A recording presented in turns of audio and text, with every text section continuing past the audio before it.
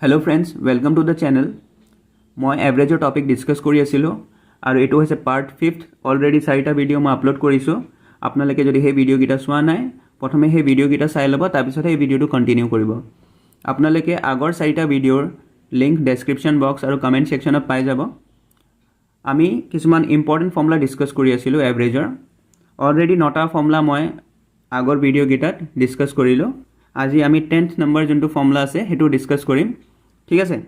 তো ইয়াতে আমাক দিছে if average of n observations is a but the average becomes b when one observation is eliminated then value of eliminated observation equal to n whole into a minus b plus b ঠিক আছে এনেকুৱা টাইপৰ question এক্সামত দেখা পোৱা যায় বহুত important হয় আপোনালোকে ভালকে এটো ফাৰ্স্ট চাই লওক কি হয় তাৰপিছত আমি এটা এক্সাম্পল চাম ঠিক আছে তো ইয়াতে আমাক কৈছে if average of n observation is a n টা observationৰ average হৈছে a but the average become b when one observation is eliminated n টা observationৰ average হৈছে a কিন্তু আমি যদি হে n observationৰ পা এটা ভ্যালু উলিয়াই দিও ঠিক আছে তেতিয়া average কিমান হৈ যায় b থাকি যোৱা observations খিনিৰ average b হৈ যায় তাৰপিছত আমাক দিছে the value of eliminated observation equal to n whole into a minus b plus b তো যোনটো observation আমি উলিয়াই দিলো হে উলিয়াই দিয়া observationৰ ভ্যালুটো কিমান হ'ব হেতু আমাক উলিয়াব দিয়ে তো হেতু উলিয়াব হলে আমি এই ফৰ্মুলাটো ইউজ কৰিব পাৰো n whole into a minus b plus b ইয়াতে n টো হৈছে নাম্বাৰ অফ observations যোনটো আমাৰ ইনিশিয়ালি যোনটো আমাৰ observation দিয়া আছিল a টো হৈছে n observationৰ এভাৰেজটো ঠিক আছে আৰু b টো হৈছে এটা observation eliminate কৰা পিছত উলিয়াই দিয়া পিছত থাকি যোৱা observationৰ যোনটো এভাৰেজ হয় হেতু হৈছে b ঠিক আছে তো আৰু ভালকে আমি বস্তুটো বুজিবৰ কাৰণে এটা এক্সাম্পল লৈ লওঁ ইয়াতে আমাক এটা কোৱেশ্চন দিছে in a cricket team the average age of 11 players and the coach is 18 years if the age of the coach is not considered then the average decreases by 1 year find out the age of the coach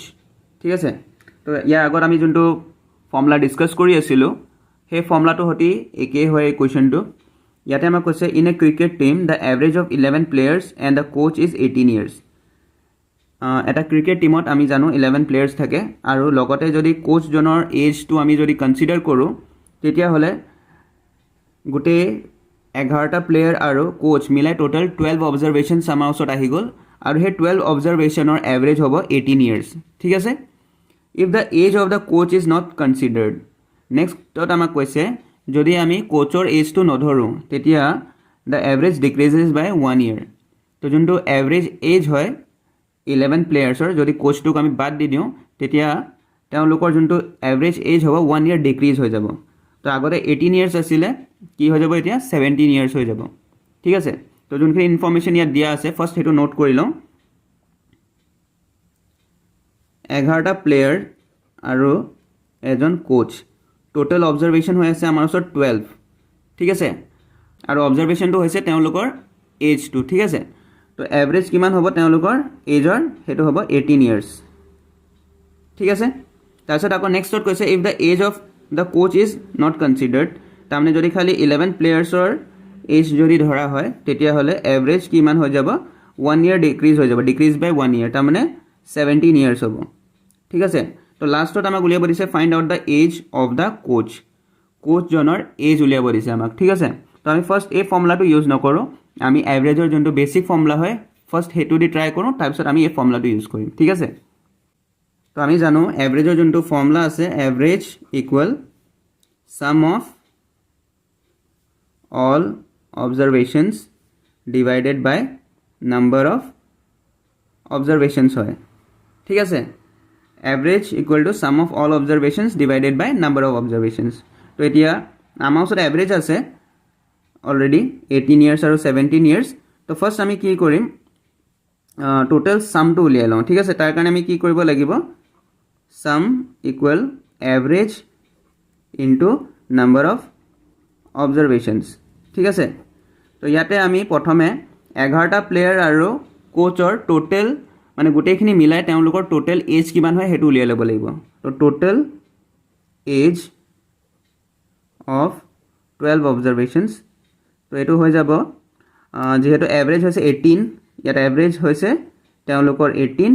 আৰু number of অবজাৰভেশ্যনছ কিমান হ'ব 12 তো এইটো 18 into 12 কৰি দিলে আমি গোটেই কিজনৰ total এজটো পাই যাম ঠিক আছে তো এইটো 18 ইনটু 12 যদি আমি কৰোঁ এইটো হৈ যাব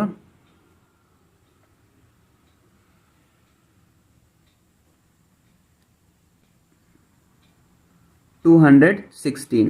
তো 12টা মানুহৰ 12জন মানুহৰ গোটেইখিনি সাম কৰিলে আমি পাম 216 টোটাল তেওঁলোকৰ এজটো হৈ যাব 216 এতিয়া নেক্সট যোনটো কণ্ডিশ্যন আছিলে যেতিয়া খালি 11 প্লেয়াৰৰ আমি এজ কনসিডাৰ কৰোঁ তেতিয়া তেওঁলোকৰ এভাৰেজ কিমান হৈছে 17 ইয়াৰ্ছ তেতিয়াহ'লে আমি তেওঁলোকৰ টোটেল এজটো উলিয়াই লওঁ টোটেল এজ অফ 11 অবজাৰভেশ্যনছ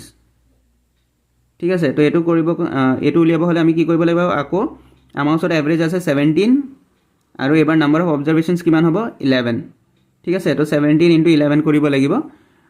তো এইটো কিমান হৈ যাব 17 ইনটু 11 তো 17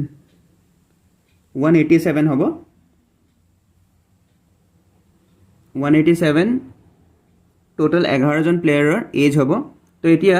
প্ৰথম যেতিয়া 12টা অবজাৰভেশ্যনছ আছিলে তেতিয়া আমি 216 পালোঁ যেতিয়া 11 অবজাৰভেশ্যনছ আছিলে আমি 187 পালোঁ ঠিক আছে তো এতিয়া আগতে কোচজনৰ এজটো ইয়াত ইনক্লুড হৈ আছিলে এতিয়া সেকেন্ড কণ্ডিশ্যনত কোচজনৰ এজ নাই তো আমি দুটাক মাইনাছ কৰি দিলে কোচজনৰ এজ ওলাই যাব এজ অফ কোচ ইকুৱেল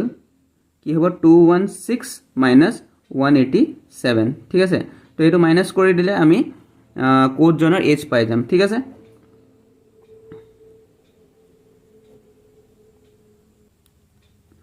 তো 9 হৈ যাব আৰু ইফালে 29 ইয়াৰ্ছ হ'ব কোচজনৰ এজ ঠিক আছে তো এইটো আমি ইয়াৰ বেসিক ফৰ্মুলা দি কৰিলোঁ এই কুৱেশ্যনটো আমি বেসিক ফৰ্মুলা ইউজ কৰি পেলাই সলভ কৰিলোঁ এবাৰ আমি সেই ফৰ্মুলাটো যোনটো আমি অলপ আগত ডিসকাস কৰিলোঁ সেই ফৰ্মুলাটো ইউজ কৰি পেলাই কৰি চাওঁ ঠিক আছে ফৰ্মুলাটো আছিলে n a minus b plus b ঠিক আছে আমাৰ ওচৰত n টো হৈছিলে নাম্বাৰ অফ অবজাৰভেশ্যনছ তো ইয়াতে টোটেল ফাৰ্স্ট যোনটো কণ্ডিশ্যন আছিলে তাত টোটেল 12 জন মানুহ হৈছে 11টা প্লেয়াৰ আৰু এজন কোচ সেইকাৰণে n ৰ ভ্যালু হৈ গ'ল 12 আৰু হে nটা অবজাৰভেশ্যন 12টা অবজাৰভেশ্যনৰ এভাৰেজ হৈছে 18 ইয়াৰ্ছ ঠিক আছে তাৰপিছত আমাৰ ওচৰত আছে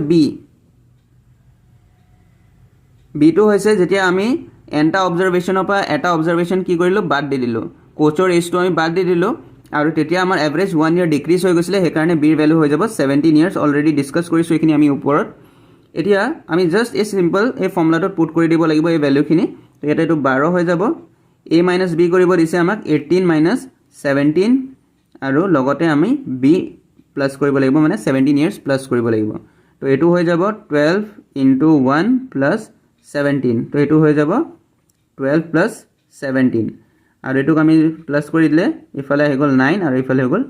2 29 ঠিক আছে তো এইখিনি আমি কম সময়ত কৰিব পাৰিলো ইজিলি হৈ গ'ল বুজি পাইছে চাগে এতিয়া আমি আৰু এটা এনেকুৱা টাইপৰ কোৱেশ্চন লৈ লওঁ এতিয়া এই কোৱেশ্চনটো আমাক দিছে the average of 5 number is 27 if one number is excluded the average becomes 25 the excluded number is ঠিক আছে সিম্পল হয় কোৱেশ্চনটো আৰু টাইপটো একে হয় তো ইয়াতে আমাক কৈছে the average of 5 number ইয়াত n ৰ ভ্যালু হৈ গ'ল 5 ঠিক আছে পাঁচটা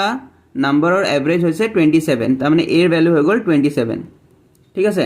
if one number is excluded the average become 25 এই পাঁচটা অবজাৰভেশ্যনৰ পৰা এটা অবজাৰভেশ্যনছ কি কৰি দিলে বাদ দি দিলে মানে এটা কমি গ'ল আৰু কমি যোৱাৰ পিছত যোনটো এভাৰেজ হয় হেতু হৈছে 25 ঠিক আছে তাৰ মানে b ভ্যালু হৈ গ'ল 25 এতিয়া আমাক উলিয়াব দিছে দা এক্সক্লুডেড নাম্বাৰ যোনটো নাম্বাৰ বাদ দিয়া হ'ল সেই নাম্বাৰটোৰ ভ্যালু কিমান তো আমি ফৰ্মুলা ইউজ কৰিম ফৰ্মুলাটো আছিল n a - b + b ঠিক আছে তো এটা n ৰ ভ্যালু হৈ গ'ল 5 a - b মানে 27 - 25 + 25 ঠিক আছে তো এটো সলভ কৰিলে আমি পাই যাম 5 * 2 + 25 আৰু এটো হৈ যাব 5 * 2 = 10 + 25 তাৰ মানে সেই নাম্বাৰটো হ'ব 35 ঠিক আছে তো এনেকৈ আমি এই ফৰ্মুলাটো ইউজ কৰি পেলাই এনেকুৱা টাইপৰ কোৱেশ্চন আমি ইজিলি সলভ কৰিব পাৰোঁ মই দুটামান কুৱেশ্যন আপোনালোকক দি দিছোঁ আপোনালোকে এইকেইটা ট্ৰাই কৰিব থেংক ইউ